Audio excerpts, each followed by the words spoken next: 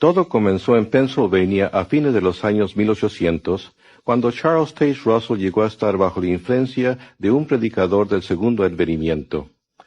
Russell inició su propia clase de estudios bíblicos, un pequeño grupo que con el tiempo se convertiría en la Sociedad Watchtower Bible and Tract.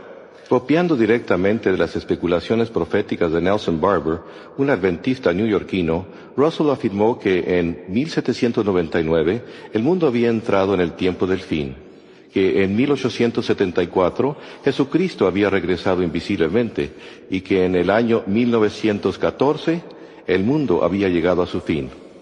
En 1879, Russell, que entonces tenía 27 años de edad, estaba tan apasionadamente convencido de que estas fechas proféticas habían sido dadas por Dios, que vendió su próspero negocio de ropa y se dirigió a un nuevo rumbo.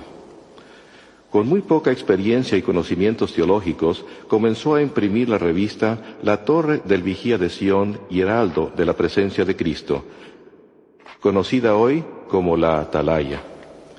Esta publicación, que ha crecido de una impresión inicial de 6.000 ejemplares a mucho más de 288 millones de ejemplares al año, imponen todas las doctrinas principales de los testigos de Jehová.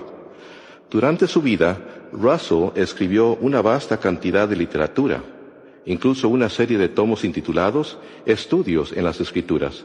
Según Russell, nadie podía entender la Biblia sin la ayuda de estos libros, y el leer la Biblia por sí sola conduciría a la oscuridad espiritual. Una de las enseñanzas de Russell era que la Gran Pirámide de Egipto había sido diseñada y colocada en su lugar por Dios como un segundo testigo, a la par de la Biblia. La Gran Pirámide serviría como instrumento para revelar su gran plan de las edades a la humanidad. Estas medidas indican la longitud del año, el peso de la Tierra, la distancia del Sol, etcétera, etcétera. Russell creía que las medidas de los pasadizos interiores de la Gran Pirámide confirmaban sus fechas y sistema cronológico. Según Russell, los pasadizos verificaban que el 1914 marcaría el año en que el mundo terminaría. Finalmente, el 1914 vino. Y pasó.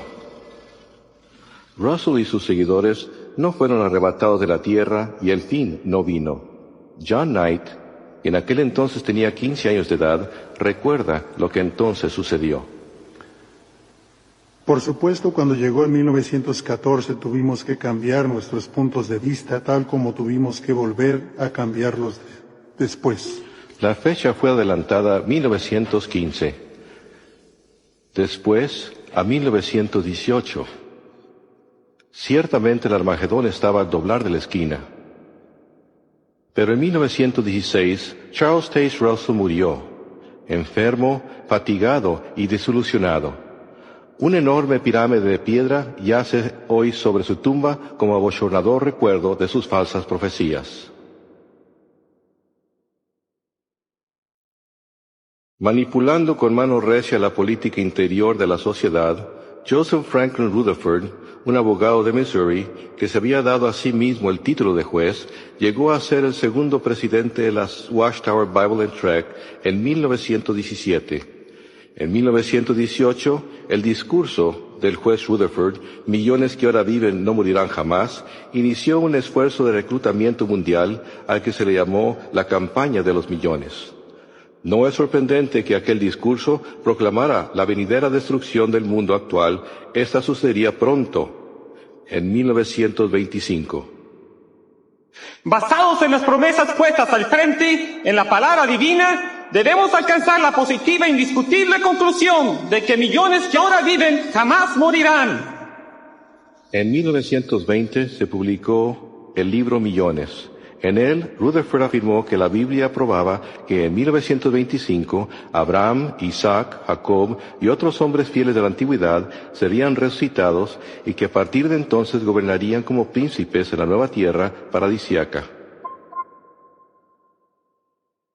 Plenamente convencidos de que la profecía de Rutherford era cierta, muchos testigos vendieron sus hogares y negocios y comenzaron a trabajar como vendedores viajantes. Viviendo en automóviles y camiones, propagaron la advertencia. A medida que se acercaba En 1925, algunos granjeros hasta rehusaron plantar cosechas, pues creían que el fin estaba cerca. Por fin, el 1925 llegó, y tal como había sucedido en 1914, nada sucedió. Una vez más, la profecía de la sociedad Watchtower había resultado falsa. Tal como había hecho Russell, Rutherford se aferró obstinadamente al cuento de que el fin estaba al doblar de la esquina.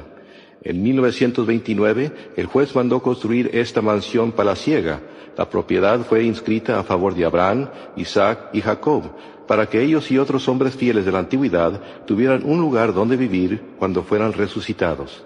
La mansión, ubicada en un distrito exclusivo de San Diego, recibió el nombre de Beth Sarim, que en hebreo significa casa de los príncipes.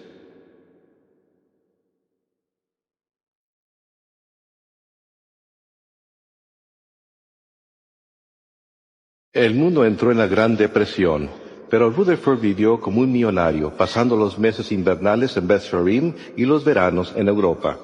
Mientras los norteamericanos sufrían de pobreza y privaciones, Rutherford disfrutaba del uso de 2 Cadillacs de 16 cilindros.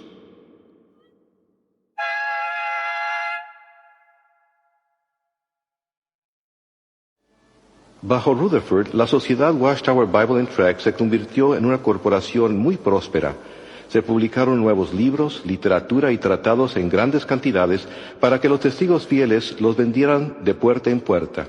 Hizo que sus seguidores laboraran duro en el Señor. Llegó hasta aconsejar a las parejas jóvenes de que no se casaran, sino que pusieran todas sus energías en la proclamación del reino. Hasta se utilizaron fonógrafos portátiles a las puertas.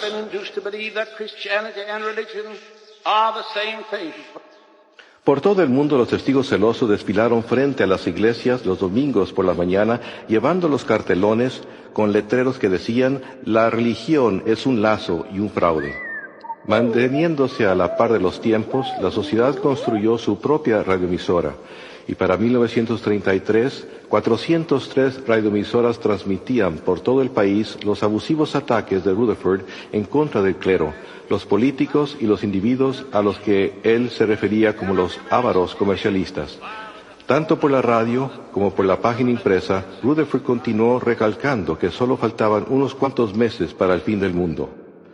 Finalmente, el fin llegó, pero solo para Rutherford. En 1942, él murió en Beth Sarim, la casa que había construido como un lujoso testimonio al nombre de Dios. En retrospectiva, tal vez el único testimonio que esta hermosa mansión jamás dio fue el del valor en efectivo de la profecía falsa. En 1948, la sociedad vendió privadamente la propiedad, encubriendo así un capítulo bochornoso de su historia. Hoy día, la mayoría de los testigos modernos de Jehová ni siquiera saben que Beth Sarim jamás existió.